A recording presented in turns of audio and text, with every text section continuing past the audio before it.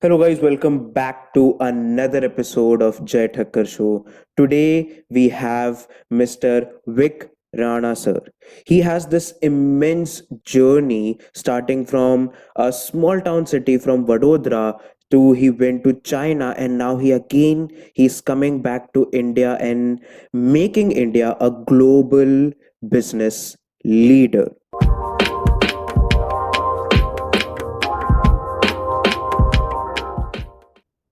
It's an honor to have you on the show, sir. Most welcome on the Jai Thakkar show, sir. Thank you, Jay. Very nice to be here. Very nice to be back in India, and very happy to be back in Gujarat, my home state. So, sir, please tell us about your journey. Like you started from Vadodara, then you went on in China, and then now you are again coming back to India. So, how's that whole journey been?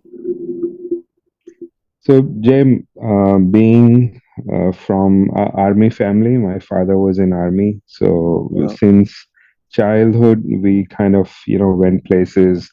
We went different cities. We traveled in all over India. My dad was posted in different cities, different states. So, moving or relocating was nothing new. I think in my lifetime, I've changed 9 schools. So have memories about all different states, different places. So it was, it was not, a lot of people have this trauma of Mm, moving to different places. So one, that was not my problem. I mm, never felt that I would not survive in a different place. Going to China, so I went to school in US. Um, oh. so I did my few years schooling, my high school, my college in US. So that Mm, was a great experience. And then once you live in certain place, you sort of build your own comfort zone in that area mm, or in that country, and then you get used to the lifestyle. But then moving to China was just absolutely not. It was something that even I never thought. Out of all the places, that China was just not on my chart. But I did move to Hong Kong in 1995, and that the charm of Hong Kong, the export import, big dollars, the lifestyle. right. That was something that stuck me. That I India was not ready back in '95, and I wanted to run way faster than things were in India. So I said, no, this is what I need. I mean, I came from a as you know, a middle class army Yeah. family. It's very limited resources, but my father did start a business in Baroda and Uh-huh. built a successful business for that time. And a lot of challenges that I used to go and work out in the factory during my holidays, and I felt Mm, bad that time that my friends were going out for holidays and vacations, and I mm, have to work in the factory. But today I thank my father for letting me do all that, teaching me. It made me so self-dependent that I could run machines, I could run, mm, I could paint, I could weld, I could do so many things. yeah. And more than anything was like building the business, building your Mm, team, yeah. motivating your team. Because without any team, a successful team, I think you're nothing. No businesses can grow True. unless you cannot fight as a one-man army. So you need the team. True. So from Hong Kong, I think it was just sort of my vision that I could see that how China is going to grow. So I moved to Shanghai one day. I went for like two Mm-hmm. weeks and never left. And really, I was riding the wave in China where everything was just growing. It was just maximizing, every Mm, single bit. And obviously, 25 years living in Shanghai, I learned so much about production, how efficient they are using the technology. And now it's time for me to sort of, it's so financially, I've done okay. I don't think I can use up the rest of my life. But now I think I want to do something for the country. I want to do something for, Wow. and more than anything, I want to motivate the people in India, the young generation, that Hmm. get out of your comfort zone. If I can do it in Hmm. back in 90s, I'm sure you can do it. Where we have much more better resources now. Right. Everything you could learn on internet. So Right. get out of your comfort zone and do something. Right. 100%, sir. Sir, I've also heard that you are one of the first customers of, I think, Harley Davidson. And Yes. like you've been there in around 50th or 60th anniversary of China and something. Please do tell us about that story as Yes. well. So my passion for motorcycles and cars is always still growing, and I just love working hard, and also I love enjoying my passion, which is motorcycles and driving cars. So I was passing by in 2007 when they just opened a brand new dealership in India, or in China, in Mm-hmm. Shanghai. And I stopped by and landed up buying a motorcycle in 10 minutes because I was always a rider. I always knew what I wanted. So yeah, the Harley Davidson was very happy that a foreign customer, they thought I was not serious. I was just handing them the money, how much I had, because they couldn't take the credit card. They were not set up. Mm. The machines were not set up. So I did buy the first Harley Davidson, and the Harley Davidson gave me a plaque, saying that you're our first customer. And since then, I don't know, maybe I bought 20 bikes from them, and still Wow. a very big Harley fan. And yeah, so that was my Harley journey. Um, Wow, beautiful, sir. I've also heard that you're very much fond about sustainability. right, Sustainable.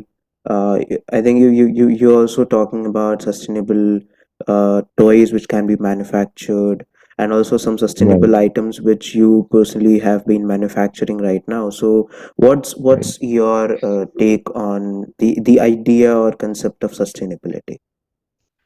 Yeah, I think we are a very small new toy company, and with very minimum global presence right now. We're just starting out in 5 years, and I think most because I deal with all these big companies, Mattels and Disney's and Legos. Unfortunately, how big they are, they command the majority of market. They never Mm, think about sustainable toys, and their toys are so expensive that only mm, niche segment could afford their toys. So mm, when we started our brand Skoodle in India a few years ago, my plan was to give back to the society. I wanted to make sure that and I've read a lot of articles and a lot of mm. studies. I went through Harvard University in US and Wow. Japan, that how instrumental, how important toys are for the kids to play, to Mm, sort of right. generate their motor skills and also be creative. So most Mm, toys that, it's not playing with a pullback car, but mm, when you create something, you're challenging your brain is developing. So it's a very important thing for kids to sort of play and build something and develop mm, themselves. right. Unfortunately, only Western kids have this privilege because they live in this rich nation, they can afford. So when we started Skoodle, my plan was to make it so affordable that a small, every normal kid in a village could afford that toy. And also, we want to make sure that it's made in a state of the art factory. Mm, It passes 100% safety test. So most toys we see, sold in India on streets or gas stations, they do not pass any safety test. They're choking mm, hazards. paints and chemicals are not used, which is also harmful. Right. So with our brand, we make sure that we have international, AQL, American quality standards, but they're very affordable because we are a small company and we could do that. So, and since we are also manufacturer, so we make less money because we don't have big corporate, overheads and advertising Mm, bills and, multinational offices, heavy salaried staff. So we can afford that. So mm, with Skoodle, this is what we've done. We've made very affordable product, and then we went into the sustainable product. So every right. product that we are making is from recycled packaging. In future, we are introducing our products which will be made out of eco-friendly plastic or Mm, biodegradable plastic. That if the right. plastic goes in a landfill, it becomes dust, so it doesn't harm the Oh, earth. wow. So most people don't do it, and it's not the technology is not there. Technology is here, but Mm, somehow, big corporate companies, they just never do it. Or they don't want to do it. I mm. don't know why. Like So you said, what go out we of your have comfort started, zone. yes, exactly. So what we are doing now, everything we make, we develop. There's always a sustainable factor in our Mm, product, which right. we really push for it. Wow, sir. That's great. So, sir, you've done your big chunk of business in China, and now you're coming back to India with this new products and Yeah. new ideas. What thing do you think is like we should adopt from China to improve ourselves, to upskill ourselves, so that we can also be as competitive as China in the global market? I think there are a lot of things to learn.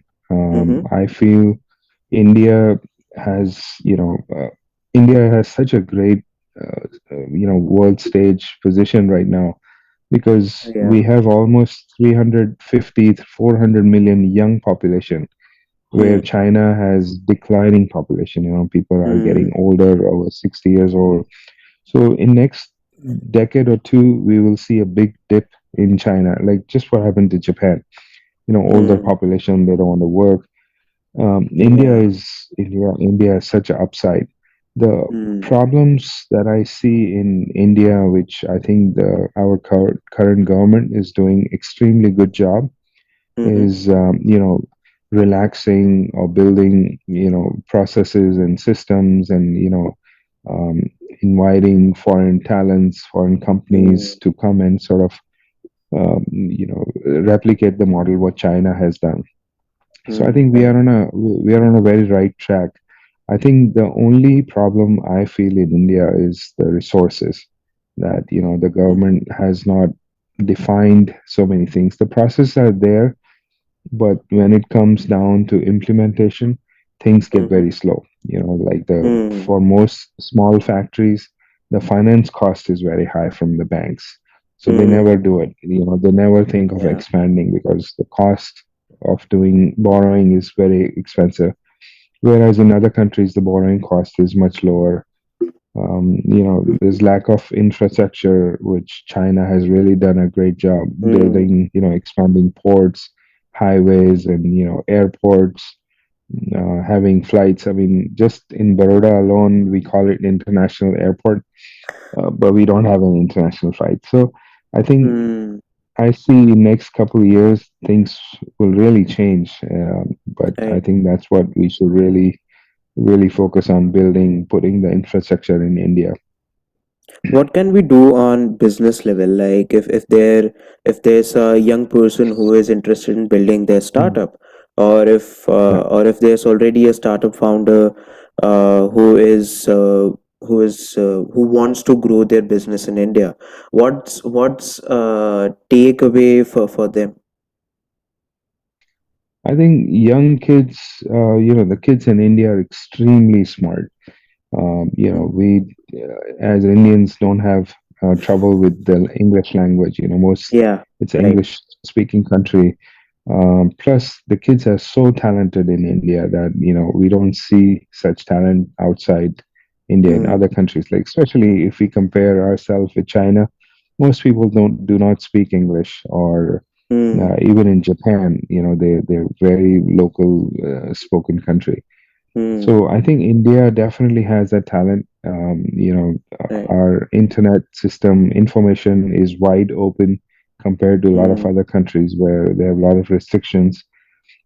So I think it just comes down to having proper resources in place. I think this is where the problems are. Like if you have a great idea and you don't know where to take your idea, who's going to invest in your idea? So I think right. the big corporates in India, like Mahindras or Tatas, or they should have, 5% or 10%, they should carve out for young generations to invest in them. Mm, So it will only happen if, Reliance says, okay, I'm going to take 5% of my company or my profits, and I'm going to invest in smaller businesses or help grow those businesses, mm, which other countries do that. I think this is where really will be a game changer for yeah, kids to right. sort of really grow. Right. So it's like we need more people to join hands on the investment sector. Right, right, exactly. So Yeah. we are a very small company, but I'm doing that. I take out my 5% of profits each year and I Mm, invest. I invest in new companies or new ideas, or I help people. And this is where I'm also, doing replacing plastic by a compressed paper, which is as good yeah. as plastic. And so I think it has to come from the bigger companies as well. Yeah. Right. Right. And also we have seen, like, because after COVID especially, the penetration of internet in India has exponentially grown. And with that, like, I also had few conversations with a few founders who have been running who have been running their companies for more than 20 years, just like you, and they said that um, India has the skill, and India can be a good exporter of skills. Like you Right, just said, we have a lot of talent here in India. right, Everyone is either they are artistically talented, or either they are technically very talented. They are technically very right. sound. Let's say Yes, coding, because of IT boomed. right, right, Coding is now coming. The young generation are taking up on coding. We already have a very rich artistic background from our ancestors. We have great right, music, dance forms. So we can use the power of internet, and the way it is penetrating into tier 3, tier 4, and villages and towns of India. We can use that to export talent to the global world. We can use that as a platform to share stories, because in each and every household in India we have stories, and right. every story has a meaning. And That's when true. we have that vision as a country that we are global teachers, then why don't we use Right. that stories to share values to the world, and we can take some monetary turn to that aspect of what we have. No, you're correct, Jay. I think if we start building our schools and colleges where the kids do not have to run to Australia or America or other countries, Right. we can study. And we are a very self-content country. I mean, Mm, we have so much consumption. We will surpass China in next couple of years, and we will be the largest population in the world. But yeah. I think it's just that the systems need to improve. I Mm, think if we right. have those colleges where people are not getting out, if we do our manufacturing, which is done by clean energy, which is Mm, we keep in mind that everything is sustainable. Our We use electric scooters or public yeah. transportation. More public transportation will help getting the two-wheelers and four-wheelers off the street. And China is a good example. I think they have Yeah. what Right. they've done in 20 years. They've done an extremely great job. When I moved 25 years ago, they had three lines in Shanghai, the metro lines. Now they have mm, over 30 lines, the mm, largest rail network in the world now they have. So obviously, people do not want to drive cars, and the consumption is lesser because right. it's so convenient. So I think certain things definitely we should learn and implement in our system. And I think then we have all the resources. We have the money, we have the consumption, we have the kids. So I Right. do see next 10 years is just, so it's a starting point right now, and I think next Right. 10 years will be just, and will be so amazing for India. Right. Right. So talking about um, your journey, I want to know that what is that one big question right now for you, which you think that I want to solve this. This is the most passionate question or thing which I want to approach right now at this point in your um life. Jay, at this point, my big mission, I would say my lifetime mission, as I said, financially I'm doing okay. So I've Mm, taken that burden off my shoulder now, that, what if mm, anything right. goes wrong? So that pressure I don't have. So I have a freedom of doing things or creating things that I want to. We I have some charities where we donate, like I donate, 1% of my income just to Wow. needies, or creating a product which will be a game changer. I always think, living in US for a few years, that US is the only country where the innovation is done. You see all Mm, these major big companies, and I think it's the freedom where the kids do not feel so burdened in the young age. mm, Because if you right. see an Indian kid, 6-year-old kid carrying the heavy bag, you almost feel bad that what are we doing? Like, what, Right. 6 years they should be playing, they should be developing skills. So I think that systems need some fine tuning. We should not be putting so much pressure on our kids to Right. sort of really, come out of that. Like, think outside the box. We have a Skoodle toy lab where we invite kids on the weekends to sort of really give us the idea, play with what Mm, we have, and then build something and improvise. So those are the things where I think my mission is to really create or really develop certain products which will change India, which will change, out of 1,000 products, I might be able to develop one product which will be, created or developed by India. Like, I'm surprised we are second most populated country. We don't yeah. make our own cell phones, or our Mm, TVs. While we can do it.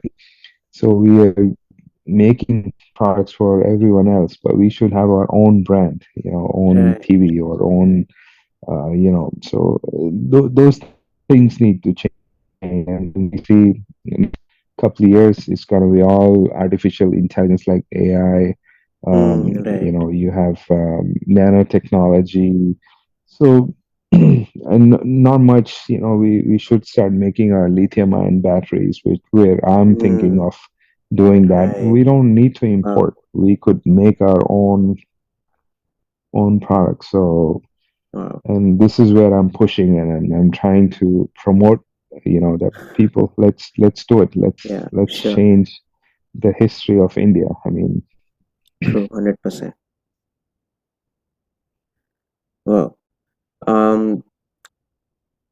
So, sir, how was this whole conversation for you? What's that one main advice which you can tell to our young listeners, which which can inspire them to make India a global business leader, which all we Indian want.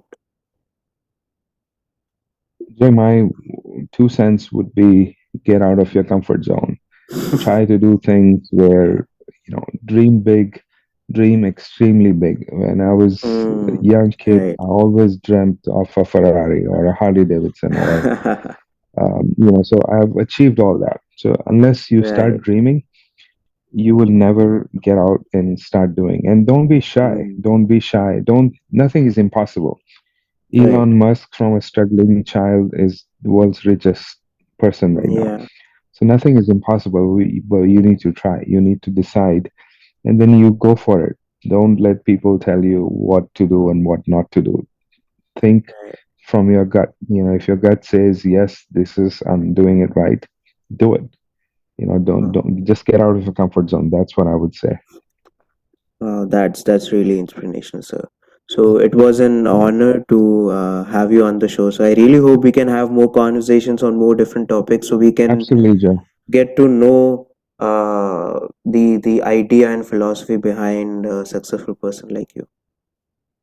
Thank you. Thanks for having me. It's really an honor. So thank you so much.